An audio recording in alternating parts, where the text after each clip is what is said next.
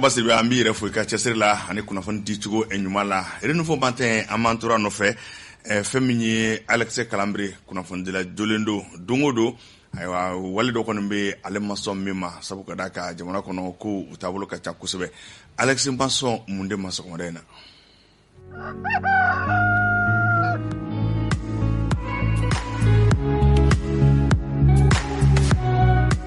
Le filana premier ministre bora maison de la presse la ako ko kunafuli dila kacha minuti sharia kono minumi kunafuli dila bololoka aywa akacha ako abeti journaliste nga sharia te dalila foete minumi seka fo ubalika fo ku journaliste fo sharia kata akoni foli be tegere fo nga fo anga keto e folo katugu chendo min keme ka kuna foli dilo ka baragele abi oye ko akembe bayai aywa min ba ke kanyo min ta ke kanyo min ba ke sharia kono min ta ka kono ake minambi min bulu atogo bi min non ani alinda shidong be donindo ala be toy kili be bugoni bere kili aywa ni mo wulila uba foko kuna ful dilaw yere nodo ka adu note kuna ful dilote sharia dla kuna ful diloti sharia buli mokoka aywa fo yoro kalaje ukasega nyengini politiki mo ka ato an feneka baraka sika ke ina foto tabike chukamina ani sharia ka sikata kamugo farafashia ka bonyogona ne masomi mayo aywa Alex de Kumason animabi obato femi anga do ma wolele no be Dauda Kinda Kofo ale mai mami sebe ko hagli jome mimi taleke aywa lakanako o la haleola opana malaje femi nye Dauda Kinda ana lebna nyonsro Isa Kabasiri be ka hurika jokono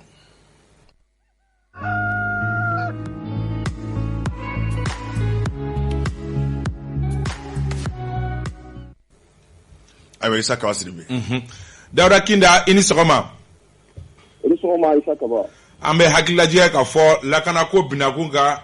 o ma lakodonenye ibe dodon okola aywa wale ya dokera anga jamana kono kunu au munu ye lakana kalanke ebe analyse follow jumeke aka eba famu chogodi aywa Isa Kaba mbaw befo ajaranye au famesa na laka ngo saunja amina ya rabbi alaga dugu anga jamana small amin ya ko so ni sara kunu kamana ganko bado parce que là de tenir dans la kana ere de tenir bolo da kan amsika ko ka bi jamana ere bashi balia de fo parce que ya me jamana ni fam be la kana balia wala ndo ala na mi ala fama ni ala jamana kunje ale ko na san ka la kana mais ni yale ba ira ko ala le ere la kana ni te folo o folo flana non jambi amsika ko vraiment président la kana bago para to ka jedu parce que la kana président la kana ni ka copier sur papier ala kana ni ka bago ma di mon bi bulo ala kana ni fere ni ere cheto o fere do la ni jambi ni na je mamu ni no ni salende ka président la kana président yɛrɛ minnu y'a agressé o mɔgɔ minnu minɛ cogo fɛ i b'a dɔn k'a fɔ ko u tun tɛ terrain maîtriser parce que président n'a bɛ wuli ka taa yɔrɔ la i n'a fɔ jamama yɔrɔ a bɛ lajɛ ni jamama yɔrɔ in a kɛcogoya bɛ cogo di n'a environnement ye kabini tile caman a ma se olu enquêtes bɛ kɛ o yɔrɔ bɛ ɲɛɲini k'a dɔn wa président yɛrɛ a bɛ ka taa est-ce que jugu b'a la wa voilà est-ce que mɔgɔw bɛna kɛ jamana a jugula mɔgɔw la wa o bɛɛ jateminɛ bɛ kɛ min bɛ kɛ k'a sɔrɔ hali ma se terrain kan bon a fɛnɛ a bɛ don yɔrɔ min na est-ce que bɔcogo b'a la wa n'a kɛra mankan ye est-ce que ka fɔ ma porte de secours est-ce que président bɛ se ka labɔ wa o bɛɛ jateminɛ bɛ kɛ hali min ye fura ye k'a fɔ ni président banana na joli bɔn sera a ma n'o ye hémorragie ye président ka a bɛ fɔ o ma ko valise médicale o bɛ taa a ka garde-corps bolo bon min ye misiriba yɛrɛ cogoya ye n'i y'a jateminɛ kɛ k'a lajɛ ni de sécurité ɲɛnama ma t'a kan parce que min ye ka mɔgɔw vérifier da la yen a bɛ fɔ o ma ko porte de sécurité min ye maramafɛn ye o min ye mugutifɛnw ye min ye gazimafɛnw ye min ye hali pɔnw ye olu bɛɛ ka kan ka se ka contrôler da la yanni maaw ka don président kan parce que président fɛnɛ kun tɛ yen sa daba il faut que mɔgɔw k'a faamu président kun bɛ yen premier ministre kun bɛ yen ministre wɔɔrɔ kun bɛ yen ala k'an kisi don n'u ye mun ye ni banbagaci wɔɔrɔw kun sera ka nin kɛ k'a kɛ bɔnni ye donc vraiment kelen ko jamana cira de tiɲɛ don donc an bɛ se k'a fɔ transition yɛrɛ kɔnɔna na parce que nin bɛɛ coup d'état ko n'a kɔlɔlɔw ye ni coup d'état kɛra dɔrɔn jɔsen tɛ fɛnw na tuguni sinon président ka garde corps man kan ka kɛ hali président ka kɛrɛfɛmɔgɔw yɛrɛ ye a bɛ kɛ mɔgɔw ye mɔgɔ minnu ni service wɛrɛ de b'o ta n'o ye service de sécurité ye parce que a bɛ maa caman kɔnɔ ko Asimi nɔfɛmɔgɔ ninnu ne force spéciale ye k'u former la garde corps a kama u ma former garde corps a kama u formera lutte contre le terrorisme de kama garde corps ye kalan ye Isa Kaba a kalan ka girin kosɛbɛ san 3 fɔ san 4 kalan de don jamana dɔw la n'o ye Faransi jamanaw ye garde corps bɛ bɔ gendarme ni polisi kɔkɔlenw nana mun ye san 3 minimum u y'o de kɛ polisiya la wa n'u tilala u b'a kalan kɛ certificat fana bɛ d'u ma donc a tɛ k'a fɔ ko n'i ye surasi farima ye k'i bɛ se ka mɔgɔ dɔ garder donc garde-corps ye baara de ye baara min n'a ka kɛ ka se ka lafasa kelen na ani baara wɛrɛ tɛ se ka jɛ voilà Dawuda Kinda n'i ko k'i bɛ nin ko analyser i y'a fɔ k'a fɔ ko paramètre caman bɛ a la mais o kɛrɛfɛ e bolo mun ye majɛ kɛ nin ko la mun y'u jɛ mun y'u jɛ Isa Kaba Musa Timini da magara la o coordination ni ɲɔgɔn cɛ parce que ne ye jaw lajɛ i t'a sɔrɔ mɔgɔ suguya 2 fɔ 3 o de tun bɛ ko in ɲɛma CCR mɔgɔw dɔw tun b'a la n'o ye minnu bɛ circulation na olu dɔw tun b'a la vɛsitigi fiman dɔw tun b'a la bon an bɛ se ka jateminɛ kɛ k'a fɔ k'olu ye service de renseignement ye service de renseignement yɛrɛ jɔyɔrɔ tɛ président ka lakanani na kɛnɛ kan parce que olu ka baara de menace minnu bɛ président kan ani menace minnu bɛ jama kan olu bɛ se k'o di président ka service de sécurité mɔgɔw ma kan a y'a kɔlɔsi dɛ ayiwa président menacé don nin yɔrɔ in na mais u ka baara tɛ ka taa terrain kan ka taa président lakana a sabanan tun ye Asimi yɛrɛ ka force spéciale mɔgɔw olu tun bɛ yen donc n'i y'a lajɛ minnu ye maaw de ye minnu ti ɲɔgɔn dɔn i ko Musa Timini y'a fɔ cogo min minnu ka baara u ma deli ka baara yɛrɛ kɛ ɲɔgɔn fɛ bon k'o bɔ yen an ye min mɛn premier ministre yɛrɛ da jabarani kan ale ko ko waati dɔ de kɛra a bɛ f'o ma moment d'inattention mɔgɔw hakili fiyɛlen tuma min maa 3 ninnu wulila k'a fɔ k'u bɛ ko kɛwale in kɛ donc o wagati de ka se ka kɛ garde corps yɛrɛ ka wagati baara kɛ wagati ye maaw funtɛninen don waati min maaw hakili fiyɛlen don waati min garde corps yɛrɛ ka se ka hakili sigi o waati de tiɲɛ don donc ni an bɛ se k'a fɔ ninnu u ma former nin baara kama wa maa suguya 3 ni groupe 3 minnu tun bɛ baara la coordination tun t'u ni ɲɔgɔn cɛ ni ne kɛra fiɲɛba ye o ka baara la Asimi yɛrɛ jogilen u y'a ta ka don n'a ye Alimami de ka yɔrɔ la ça veut dire qu'il y avait pas de force de secours donc u ma foyi prévoir ni Yankata ye président sɔrɔ kɛnɛ kan aw b'a ta ka bɔ kɛnɛ kan de joona a man kan ka to yen donc a bɛ se ka kɛ nin ye diversion ye a bɛ se ka kɛ maramafɛn wɛrɛw tun b'u bolo bɛ an ka Ala ka support tun b'u bolo kɛnɛ kan tiɲɛ don voilà donc majɛma fɛn bɛ minnu y'u jɛ kosɛbɛ Antoine an balimakɛ Dawuda Kinda yalima n ye ɲininkali kelen min kɛ n balimakɛ Musa la o ye k'a fɔ nin min kɛra nin bɛna kɛ wale yɛlɛmabolo ka se ka don jamana ɲɛma a ka lakana baaraw la wa ayiwa jamana ɲɛma yɛrɛ bɔra k'a fɔ ko nin ye acte isolé ye ko nin tɛ ko ye ko min na a b'ale sɔrɔ mais ne bolo o kuma in tɛ sababa ye parce que acte isolé mɔgɔ kelen o bɛ se k'a fɔ mɔgɔ 2 fɔ mɔgɔ 3 Donc mɔgɔ min don u ye ko in labɛn nin législation b'a la. Jamana ɲɛmaa ka lakana ka yɛlɛma o bɛ jamana ɲɛmaa yɛrɛ bolo parce que ko in kunyanfan y'ale yɛrɛ de. Ni président sugantilen don ko président élu an bɛ se k'a fɔ a ka lakana t'a yɛrɛ bolo a bɛ service wɛrɛw de bolo minnu ka baara bɛ lamɛn. Mais ne bɛ min fɔ Asimi ye a ka fɛɛrɛ bɛɛ tigɛ pour que a lakanabaw a kana kɛ seulement ka fond social ye a ka solution ni cogo bɛɛ la ka maaw bila a kɔrɔ maa minnu ka baara yɛrɛ ye lakana ye. N'o tɛ n'a tora nin cogo in na tan an bɛ se k'a fɔ Maliyɛnw an ni bɔli man kan nin fɛn in na a bɛ na gɛlɛya kosɛbɛ. Ayiwa baasi tɛ. Ayiwa Dawuda. Sisan an ka kuma minnu yɛrɛ ye waleya in kɛ e b'o u situé cogo di e yɛrɛ bolo maa nasuguya jumɛnw de don ka sababu kɛ maa hakilina miirila caman bɛ ka fɛn caman fɔ e yɛrɛ bolo jatigɛ walekɛlaw don wa banditisme don wa ou bien mun de don e bolo mun don. Ayiwa Isa Kaba ne jateminɛ minnu kɛ maa de bɛ ninnu kɔfɛ sinon a tɛ kun ninnu na k'a fɔ k'u bɛ nin wale in kɛ. Maa de b'u kɔfɛ. Maa de b'u kɔfɛ a tigɛra cogo o cogo n'an y'an yɛlɛma k'a lajɛ cogo o cogo. Fo tɛ se ka maa saba bila ka président attaquer nin yɔrɔ sugu la ni muru de. Ani marifa bɛ tɛnɛ bolo Musa ka kuma la. Ko jɔn tɛ t'u la ko guloma yiri t'u kɔfɛ. Président bɛ se ka kuma min fɔ k'a fɔ ko ayiwa ko anticristolen don k'an bɛ y'o faamu a kana bila o kunnafoni kan. U y'a ko kalifa service de sécurité min na o ye olu ka baara b'a la na u k'a di justice mɔgɔw ma. Parce que nin ko in kɛ article 147 Mali code pénal kɔnɔ o de b'a prévoir n'o y'a fɔ min ma ko violence et outrage sur une personne dépositaire d'autorité publique. A ko a bɛ se ka ɲangi kalo 3 fɔ san 1 ka to 500 fɔ 120 en Allemagne. Donc ko in ka ɲɛɲini bunakun min ye bunakun jɛlen ye. Enquêteurs du ka k'a la u kana u minɛ ka taa bɔrɔ don kunkolo la k'u t'u bila so dɔ kɔnɔ ka jatigɛ wale s'u ma u ka kuma fɔ kuma min tɛ tiɲɛ ye. Parce que ne maa minnu na funankɛninw don. U ko ko dɔ yɛrɛ tun bɛ ko o tun ye dɔrɔgu t'a bɔ kuma in tɛ tiɲɛ o tɛ tiɲɛ nka an bɛ se k'a dɔn k'a fɔ ninnu kɔni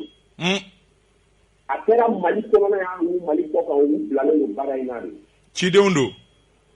Cidenw de don ayiwa o ka kan ka sɛgɛsɛgɛ k'a dɔn pour que a ɲɔgɔnna wɛrɛ kana kɛ parce que Mali problème ye fɛn ye faamaw b'u sen ka fɔ o kan a ɲɔgɔn caman bi kɛ. Ko ka to yen ka s'u dan na. Ayiwa Dawuda an bɛ i fo ka sɔn k'i hakilinaw di an ma waleya min kɛra kunun an b'i fo kosɛbɛ ka hakililajigɛ k'a fɔ e ye expert des questions sécuritaires ye ni an mago ser'i ma wagati o wagati i bɛ to k'an jaabi an b'i fo. An b'i fo Isa Kaba k'aw bɛɛ fo ka tile yɛrɛ. Merci beaucoup. Antoine nin kun ye Dawuda Kinda min ni lakanako binakun kan ale ye o dɔnba jɔnjɔn ye a ye hakilina minnu fɔ an hakili la faamuyalibaw sɔrɔla u la. Ayiwa Isa Kaba i y'a fɔ cogo min na nin bɛɛ lajɛlen kɔni ye walawalaliw ye sabu baara min ni ayiwa sɛgɛsɛgɛli tɔw bɛ sen na kunfɔlɔ minnu sɔrɔla ani hakilina minnu sɔrɔla a bɛ kɛ sababu ye mɔgɔw ka se k'u taafan dɔn a bɛ kɛ sababu fana ye min b'a to hali bi lakanako fana na maa caman ka se ka faamuyali caman ni ka olu kɛ o kumana an bɛ Dawuda Kinda fo a ka wulikajɔ la a y'an jaabi an b'a barikada o la kosɛbɛ fɛn min ye renouveau matin hali bi nin waati min Isa Kaba Sidibe fɛn fɔra sɔgɔmada in na ale bɛna nin bɛɛ lajɛlen koro k'a fara ɲɔgɔn kan n'an ka ma ko décryptage ayiwa bi décryptage kɔni bɛna kɛ min ye n'a fɔ nanzarakan an b'a fɔ ko ramasse min ni min fɔra nin ye k'a bɛɛ fara ɲɔgɔn kan ani kunnafoni laban minnu bɛ yen Isa Kaba ale b'o d'a ma a ka décryptage senfɛ.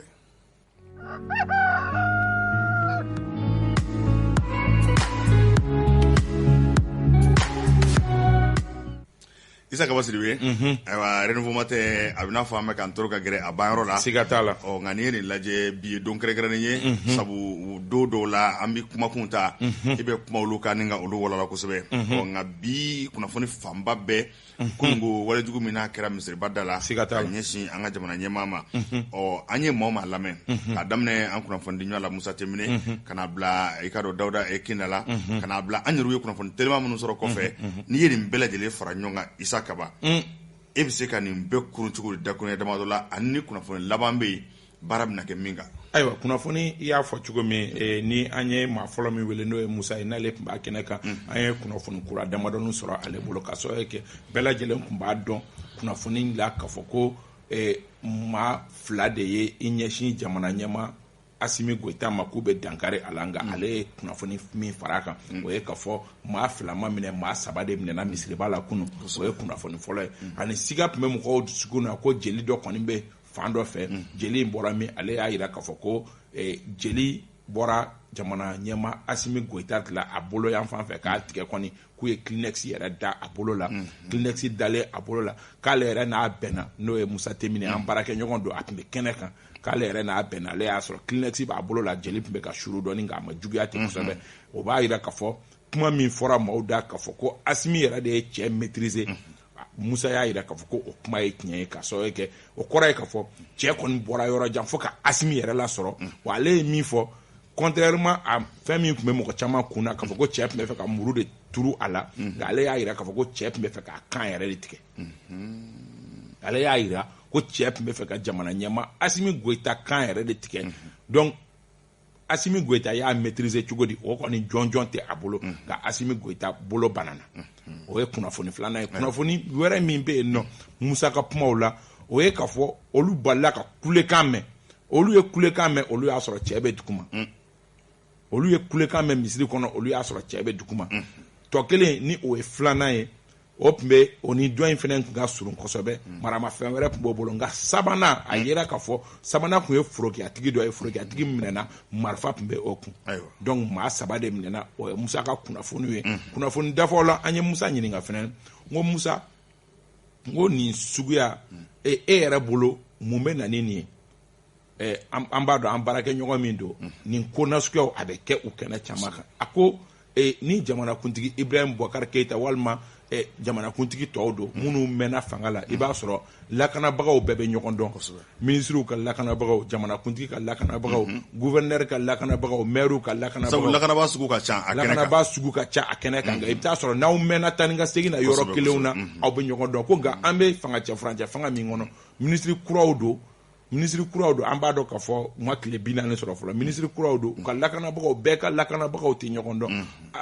maa danna jugu bɛ se k'u don u ni ɲɔgɔn cɛ a bɛ k'i miiri k'a fɔ k'o ye maire dɔ ka lakanabaga ye walima o ye député dɔ ka lakanabaga ye walima o ye mɔgɔ dɔ ka lakanabaga ye donc a tigi bɛ a essayer ka gɛrɛ a bɛ kɛ garde corps tɔw miiri k'a fɔ ko lakanabaga dɔ don donc u t'a bali parce que a fana bɛ na ni e ka lakanabaga ye ne ye sisan ni ne bɛ n gɛrɛ mɔgɔ wɛrɛ ka lakanabaga tɛ se ka ne bali ko ne tɛ n gɛrɛ n bilalen don baara min na donc o nasuguyaw ale ka faamuyali la o bɛ se k'a expliquer dɔɔni o bɛ se k'a expliquer dɔɔni cɛ ka gɛrɛ fo Asimi na Dawuda Kinda fana ni ka faamuyali la hali o yɛrɛ la ce n'est pas du tout normal que lakanabagaw ka kɛ mɔgɔw ye tentɔ parce que Asimi ni a ka force spéciale mɔgɔw de bɛ ɲɔgɔn dɔn olu ka kɛ a ka lakanabaga ale ka faamuyali la lakanabaga ye maa ye n'a bɛ wele ko garde corps min n'a kalan bɛ kɛ a damana maa dɔ bɛ se ka kɛ surasi jolen ye nka i tɛ garde corps ye ale ka faamuya la maa dɔ bɛ se ka kɛ surasi jolenba ye kɛlɛkɛyɔrɔ la i n'a fɔ tɔw b'a fɔ a dama spécialité a damana spécialité de don wa ale y'a jira fana k'a fɔ ko lakanabaga nasuguya 3 bɛɛ tun bɛ kɛnɛ in kan yen nɔ veste fimantigiw bɛɛ lajɛlen b'a dɔn olu ye service de sécurité mɔgɔw ye dugulenw b'olu dɔn n'i y'olu ye dɔrɔn i tɛ fili olu ma ka fara olu kan lakanabaga tɔ ninnu fana bɛ yen nɔ minnu ye gardiw walima polisiw ye olu bɛ tugu mɔgɔ dɔw kɔ olu lakodɔnna bɛɛ b'a dɔn k'a fɔ ko o ye lakanabaga ye nka lakanabaga sabanan min bɛ yen nɔ o ye Asimi yɛrɛ ka mɔgɔ ninnu ye minnu bɛ finimugu don u ɲɛda la ni u tɛ ye donc ni 3 faralen ɲɔgɔn kan tuma dɔw la a coordination ka gɛlɛn o bɛ kɛ sababu ye tiɲɛ don Asimi ka mɔgɔw kɔni olu bɛ bɛɛ gɛn i kɛra lakanabaga ye i ma kɛ lakanabaga olu bɛ bɛɛ gɛn mais kunu mun y'a to ni cɛ sera ka gɛrɛ fo Asimi la fo k'a fɔ k'a bɛ kantigɛli bɔ a la o ɲininkaliw bɛɛ bɛ yen nɔ halisa donc ale ka faamuya la n'o y'a sɔrɔ minnu ye garde corps ya formation kɛ n'u o bɛɛ tun ye o ye i bɛ taa sɔrɔ kɔdi dɔw b'u ni ɲɔgɔn cɛ min b'a to u b'a dɔn karisa ye garde corps ye hali a tagamacogo garde corps tagamacogo dɔ a ka réflexe ye garde corps réflexe donc o dun tɛ an ka fɛn ninnu na bi na i b'a ye k'a fɔ mɔgɔw don minnu t'a sɔrɔ an bɛ dɔ ta ten tɔ n ma suruna surasi dɔ bɛ yen nɔ n kɛra ministre ye n t'a lajɛ ka Antoine gɛrɛna ka na kɛ n ka garde corps ye ka sɔrɔ garde corps ya formation yɛrɛ t'a la donc olu bolo o faamuyali baliyaw bɛ donc ni an ko k'an b'a résumer an b'a ye k'a fɔ waleya de don dɔrɔn waleya min kɛra min kan ka kɛ sababu ye ka mɔgɔw hakili yɛrɛ ye n ye ɲininkali kɛ Dawuda la n ko Dawuda e bolo maa minnu ye nin waleya kɛ e b'a bila minɛn jumɛn kɔnɔ ale ka faamuyali fɔlɔw la fɛn kɔni don maa minnu don ni maa 3 ye ɲɔgɔn sɔrɔ ni ko nasuguya la ka risque ta ko fo i ka jamanakuntigi dangali jamanakuntigi la o kɔrɔ ye k'a fɔ ko maa wɛrɛw bɛ kɔfɛ dɔw bɛ dibi la ale kɔni bolo ko o ko bɛ kɛ bi o ye ka ɲinini sɛbɛlamaw kɛ nin ko la ka dɔn ko in profondeur bɛ fo min parce que ni a yɛrɛ ka fɔ la ka finikolon don mɔgɔw kunkolo la ka t'u lasigi k'u bila u ka fɔbaliw fɔ ten tɔ ka sɔrɔ k'u minɛ k'u bila kaso la o bɛ kɛ sababu ye enquête yɛrɛ a tɛ dɔn ka ko ɲɛɲini kosɛbɛ ko ka ɲɛɲini kosɛbɛ a ka dɔn ko in jɔnniw ka cidenw don ko in profondeur ye jumɛn ne hakili la a ko o kuma o ye ne hakili minɛ kosɛbɛ ka sababu kɛ ne yɛrɛ bolo ni fa tɛ mɔgɔ min na i falen tɛ drogue la jamanakuntigi gansan i tɛ taa k'i bɛ to a ta kɛ misiri kɔnɔ zango jamanakuntigi min ni jamanaden bɛɛ b'a dɔn k'a fɔ ko force spéciale de don donc dabalibanko don mais ni mɔgɔ kelen don an bɛ se k'a fɔ i b'a fɔ ko waleya dɔw bɛ kɛ kuma la mɔgɔ dɔw bɛ yen u n'u hakili tɛ ɲɔgɔn fɛ i bɛ se k'o fɔ mais mɔgɔ kelen tɛ mɔgɔ 2 fo ka se mɔgɔ 3 ma ça veut dire que ni ye réseau ba de ye réseau ba min ni a kan ka ɲɛɲini ji ɲɛma jɔlen na k'a ko jateminɛ ni mɔgɔ o mɔgɔ ye a ko banaliser k'a bila i kunna ko cɛ ye fatɔ de ou bien cɛ ye naloma de nin tɛ naloma wale ye nin tɛ fatɔ wale ye coup échouera an ma ampleur dɔn parce que ni coup kun ɲɛna n'u kun bɔra Asimi na u tun bɛna mun wɛrɛ kɛ tuguni ni coup kun ɲɛna mun y'u ka programme tɔ ye ni cible fɔlɔ kun sɔrɔla cible tɔw kun ye jumɛn ye donc ninnu bɛɛ ye ɲininkali minnu ni u jaabi kan ka sɔrɔ joona joona ka se k'a éviter ni ɲɔgɔnna ka kɛ an ka jamana kɔnɔ parce que an bɔra koba de la Choguel y'a fɔ ko min kun labɛnnen don ko belebeleba de don donc ni ko belebeleba de kun labɛnnen don a ɲininiw ni a laraweliw fana kan ka kɛ ji ɲɛma jɔlen na a ɲɔgɔnna wɛrɛ kana kɛ bilen an ka jamana kɔnɔ an hakili b'a la ni ɲɔgɔnna an ka jamana kɔnɔ a bɛ an hakili jigin Jɔnkuda Tarawele la waleya min taara ka taa Jɔnkuda sɛgɛrɛ hali n'o y'a sɔrɔ o ni danfara nin b'u ni ɲɔgɔn cɛ nka k'a ɲini an ka jamana kɔnɔ ka dankari jamana ɲɛmaa la nin bɛ se ka kɛ a 2nan ye ni o ye Jɔnkuda ta ɲɔgɔn n'o tɛ an ka jamana tabiya kɔrɔ tɛ nin waleya ninnu ye mɔgɔbaw yɛrɛ mɔgɔ mana hakɛ dɔ sɔrɔ makama hakɛ dɔ sɔrɔ a ka gɛlɛn an ka jamana kɔnɔ ni ɲɔgɔnna wale anw b'a fɔ ko fanga Ala de bɛ fanga di mɔgɔ ma a ka gɛlɛn maliden yɛrɛ ka nigɛlɛya k'a se fo k'i bolo ta k'a b'a ɲɛsin Ala ye mɔgɔ min kɛ ka jɔyɔrɔnin dɔ di a ma o man nɔgɔn maliden ma hali dɔɔni donc nin bɛ se ka kɛ an tariku la nin bɛ se ka kɛ a siɲɛ 2nan ye maa minnu taara dankari Jɔnkuda la ani nin waleya in n'o tɛ hali coup d'état ni fɛn minnu kɛra i b'a ye k'a fɔ maliden coup d'état kɛla bɛ jɔ fɛn fɔlɔ min na a ye a ni lakana mɔgɔ kana dankari a la ni fanga tigilamɔgɔ hali directeur gansanw n'u ye waleyaw kɛ an ka jamana kɔnɔ violence tɛ ta k'u sɛgɛrɛ c'est très rare anw tɛ ten tɔ donc o de kama nin ko ninnu kan ka lajɛ ji ɲɛma jɔlen na maliden de falenna wa walima nin ye maa wɛrɛw ka ko de ye k'a kolokolo ka don an ka jamana kɔnɔ ninnu bɛɛ ye hakilinaw ye miiri kan ka kɛ minnu kan ka sababu kɛ min t'an tabiya ye parce que mɔgɔw n'i ye ninnu fɔ Antoine mɔgɔw b'a fɔ maliden de falenna sincèrement maliden ma falen e bɛ cogo min ne bɛ cogo min an bɛɛ lajɛlen b'a dɔn a ka gɛlɛn an ma ni gɛlɛya wale dɔw yɛrɛ bɛ yen maliden t'a kɛ m'a fɔ ko maliden minnu talonna ka bɔ fan wɛrɛ fɛ ka n'u yɛrɛ sɔrɔ an fɛ yan nɔ nka maliden yɛrɛ tɛ ni gɛlɛya wale fɛ zango misiri kɔnɔ Ala ko bɛ cogo min maliden bolo misiri kɔnɔ a ka gɛlɛn maliden ma ka fɔ ka ɲɛsin jamana ɲɛmaa ma nin cogoya la tan k'a bɛ dankari o la o tɛ maliden jugu ye nka ɲininiw mana kɛ a bɛ dɔn mun kɛra mɔgɔ dɔw de ye drogue d'a ma wa a endoctriné la de wa mun de kɛra fo ɲininiw de k'o jaabiw di Antoine. Ayiwa Isa Kaba Sidibe waati kɔni a korona ka wa ayiwa i ka foli ka laban ye jumɛn ye foli halisa an bɛ sanbɛ foli de kɛ bɛɛ lajɛlen ye kanubagaw bɛɛ lajɛlen ye kanubaga fɛn o fɛn an b'a dɔn olu sara t'an bolo koyi ni renouveau matin n'a ɲɔgɔnnaw tɛ mɔgɔ wuli man di k'i sigi télé kɔrɔ